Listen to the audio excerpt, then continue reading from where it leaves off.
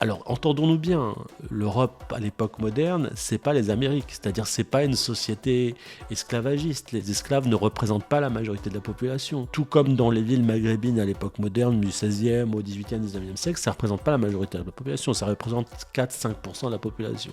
Mais quand même, 4-5% de la population, dans une ville comme Naples de 400 000 habitants, dans une ville comme Istanbul de 600 000 habitants au 17e, 18e siècle, c'est pas mal non plus. Et je pense pas que ce soit un tabou dans l'histoire européenne. Je pense qu'en fait, c'est pas assez rendu visible. Vous voyez. Dans l'art européen, c'était assez présent cette question-là en fait.